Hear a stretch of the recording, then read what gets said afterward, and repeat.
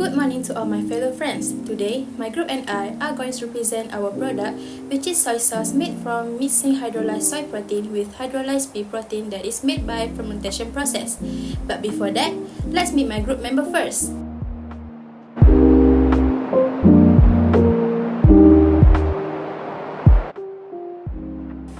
The name of our product is called SoyPea Fusion Sauce, or also being called as kicap gabungan soya peas. It is made from the mixture of hydrolyzed soy protein with hydrolysed pea protein that is made by fermentation process. Next, I'm going to talk about the ingredients. One of the most important ingredients that is needed in order to produce this sauce is soybean. For your information, soybean containing all essential amino acids, making them a complete protein sources. This protein will be degraded into amino acids during the fermentation process. This breakdown contributes to soy sauce savory and umami taste. Other than that, peas are also one of the most important ingredients. Peas are used as a flavor enhancement because it has slightly sweet and fresh flavor. Because of that, the sweetness of peas can counteract umami taste that complement the saltiness and the savory flavors of the soy sauce. Not only that, water also plays a big role in the production of the soy sauce. One of them is to use during raw material preparation, where the soybean will be soaked into the water before the fermentation process. Other than that, it is also used during fermentation in order to initiate the process. Next one is caramel. Caramel is added to the sauce to add a subtle sweetness to the sauce. This sweetness can help to balance the flavors of soy sauce while also providing a more complex taste. In addition, caramel also added to the sauce to help it reach the appropriate dark color. In order to achieve the accurate saltiness, salt is added into the soy sauce during the production to balance out the sweetness that comes out from the peas. Besides, to make sure the soy sauce having longer shelf life and doesn't easily become spoiled, sodium benzoate is added to the mixture since it is one of the food preservatives that used to inhibit growth of bacteria, yeast, and mold in the soy sauce. Aspergillus sojae and Aspergillus oryzae, which also known as kochi mold, are used to produce various enzymes that decompose the large molecular substances such as protein and starch into smaller substances such as amino acid and glucose. Other than that, they also help during the koji production and the brine fermentation. The lactic acid bacterium, Pediococcus halophilus, and the yeast Zygosaccharomyces roxy and Candida species, both of which play an important role in fermentation process. As for the lactic acid bacteria, it helps break down starch and protein in the soybean and wheat mixture into the simpler compound, including sugar and amino acids. This breakdown is essential for the development of flavor during fermentation process. As for yeast, which are Zygosaccharomyces roxy and Candida species, play a role during fermentation process. The yeast will convert sugar into alcohol, which is ethanol and also carbon dioxide. This alcohol production contributes to overall complexity of flavor in the soy sauce. Food additive that can be used or usually used in soy sauce is sodium benzoate. Sodium benzoate is a sodium salt produced by combining benzoic acid and sodium hydroxide. Due to the salty or acidic taste of sodium benzoate, it is best suited for products which are either not intended to be taste or already have some of those flavor elements. It is particularly popular in sodas and fruit drinks, as well as pickles, jams, and various condiments like ketchup and soy sauce. On its own, sodium benzoate is entirely safe to use in quantities specified by the FDA and similar food governing bodies around the world. However, it has gotten some bad reputation because of a potential chemical interaction. If the sodium benzoate is combined with ascorbic acid, it can convert into benzene, a non-carcinogen. It has on occasion caused products, particularly soda, to taste as unacceptably carcinogenic under lab analysis. This does not mean that sodium benzoate itself is unsafe, merely that care must be used in its utilization to keep it away from source of ascorbic acid. Soy sauce is made by fermentation of combination of soybean, pea, water, and salt. The process for production of fermented soy sauce consists of three major steps, namely koji production, brine fermentation, and refining.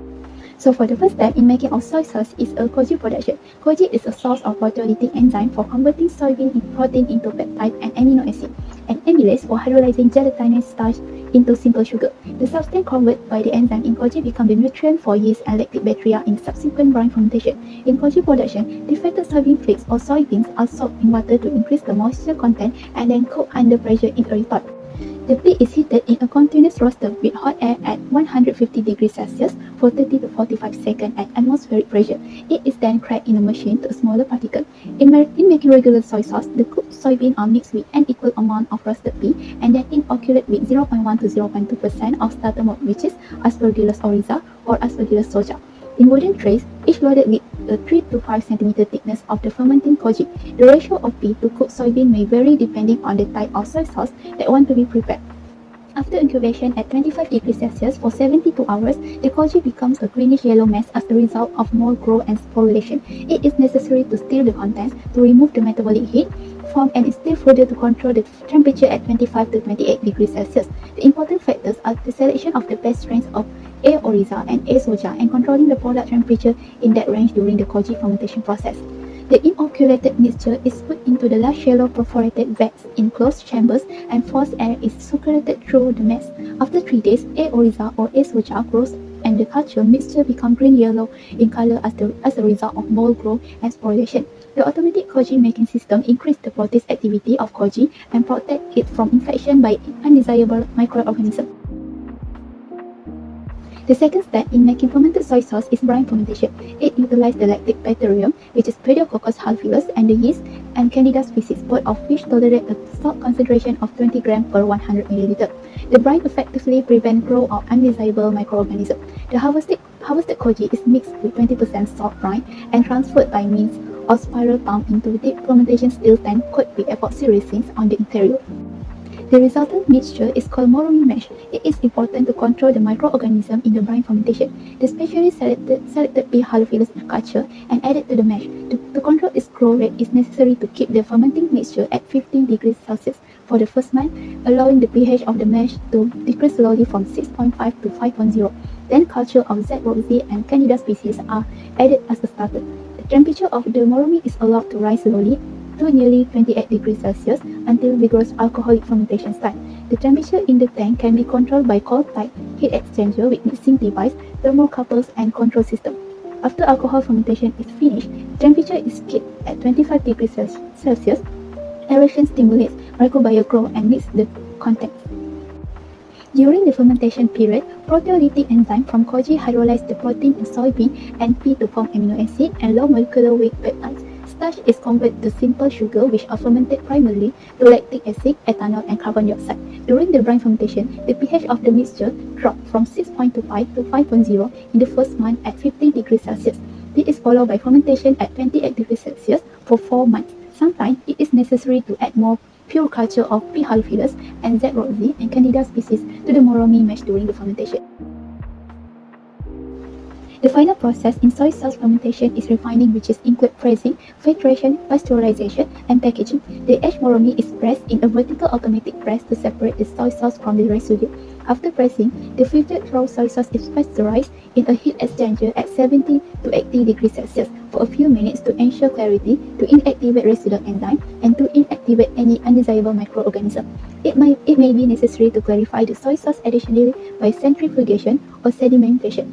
The sauce is treated with caramel as coloring agent and then packaged either in clean glass bottle, enamel gallon can, or in plastic container. The residue from the press can be extracted with more 20% salt brine to increase the yield. Much expertise is needed to produce a soy sauce that is attractive in flavor and taste, stable on storage at room temperature, and acceptable to the consumer. The quality assurance group must check the pH, acidity, amino nitrogen, salt content, color, microbial contamination, and sensory attributes like color, aroma, and flavor of the product. Next, I will explain to you about food packaging. Food packaging is one of the most significant aspects of the food industry. For our product, SoyPea Fusion Sauce, we use the most suitable type of packaging, which is glass bottle. For your information, glass bottle is the most suitable packaging for any soy sauce because it can ensure the quality and taste of the product. It can also give a positive impact on the environment. This is the reason why we choose glass bottle as the packaging for our product. First of all, glass bottle is non-reactive material. This means that it does not suffer major chemical interaction between the container and the sauce that has acidic nature. Besides, the glass bottle is impermeable to gases and liquid. It can form a protective barrier that can prevent outside elements like oxygen and moisture from entering the bottles. This impermeability can also prevent the sauce from interacting with oxygen, which is the key contributor to oxidation that can impact the flavor and quality of our product. In addition, glass bottles has excellent to thermal shock. The ability to withstand temperature change helps prevent breakage during handling and storage the product. This is important during processes like hot filling and pasteurization, where the glass bottles may endure fast temperature variations. Furthermore, glass bottles can be recycled or reprocessed multiple times without losing amount or purity. As a result, the demand of extracting and processing new raw material may decrease. It can also reduce the environmental effect by using recycled glass because the production of glass from raw materials is a process that releases carbon dioxide. Last but not least, glass bottles can extend the shelf life of products by protecting them from the light. Light can induce photodegradation process that can cause change in the flavors, fragrance, and overall quantity of the sauce. The use of glass bottle can reduce the amount of light that reach the sauce. The protection against light help preserve the quality, freshness, and safety of the sauce. A food product that is marketed or sold needs to be packaged, and the package needs to be labeled. Food labeling must follow the food labeling regulation in Malaysia governed by the Food Act 1983 and its regulation. This is because food labeling can serve as an indispensable guide, providing important information that empowers consumers to make informed decisions about the product they eat. There are some common elements that are usually required on food labeling in Malaysia. Okay, so this is the front view of the packaging. First, product name. We clearly identify the name of our product, which is SoyPea Fusion Sauce. Next, put the country of origin logo on the food packaging. SoyPea Fusion Sauce was originated in Malaysia. It can provide consumers with valuable information about where the product was manufactured. Every packaging must include the net weight or volume of the product. As for our product, the net volume of the soy sauce is 345 milliliters. Next, the inclusion of halal logo on food packaging indicates that the food product has been produced, processed, and prepared in manner consistent with Islamic dietary law. So, this is the back view of the product. First, we must state the date of manufacture or production, and if necessary, we can include the expiry or use by date. Next, we must put the instruction of use to teach the consumer the best way to use our product. For our product, it's just simple. Just pour it on any dishes that you want, and it's ready to be eaten. Next, the packaging must include name and address of the manufacturer that allow consumer to know where the product is produced. Therefore, it is important for individuals or group of organizations that sell or manufacture food products to be aware of any updates to food labeling regulation in Malaysia, as this requirement may change from time to time. Next, we must put the storage instruction that allow consumer to store the product without spoilage. This is included the recommendation for storage conditions such as store in a cool, dry place or refrigerate after opening. Our product needed to be kept in the cool place after opening to prevent spoilage. Next, one of the most important thing is allergen information. Common allergens include gluten, nuts, soy, milk, and others. Those who have soy and gluten allergy need to be aware of our product as it contains these ingredients. Next, every packaging must include nutritional information. It can notify the consumer about their calorie intake. Last but not least, the ingredients of the product as an awareness for those consumers that has allergy.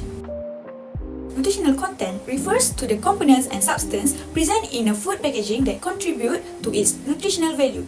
These components include nutritional content per serving or per 100 grams or milliliters, include energy, protein, carbohydrates, sugar, fat, saturated fat, fiber, and sodium values. This may be mandatory for certain types of products. I'm going to talk about food legislation. Our food category is sauce. There are some specific requirements that our food product need to apply. According to the Regulation 340, soy sauce, soybean sauce or ketchup may contain sugar, glucose syrup or molasses or combination of these. Soy sauce shall not contain less than 0.6% weight over volume of total nitrogen and 7% of salt. Soy sauce shall be commercially sterile with water activity lower than 0.85 at a temperature of 25 degrees Celsius or pH less than 4.5. Soy sauce shall be a pasteurized and or heat-treated product made from soybean, grain or flour, and potable water. Soy sauce also need to be free from any foreign matter, no any added coloring substance except the caramel, aroma and taste characteristic of soy sauce, no non-nutritive sweetening substance, no other additives otherwise it is specified, and 3-MCPD not be detected. Now I'm going to talk about food quality. There are some critical quality factors in our food product, which are flavor, aroma, color, and also consistency. To retain our food quality, we need to maintain the salt concentration, as we all know that salt concentration significantly affect the growth of microorganisms. Spontaneous fermentation in low salinity will lead to a growth of microorganisms. Excessive biogenic elements from the metabolic reaction of microorganisms leads to a poor product quality.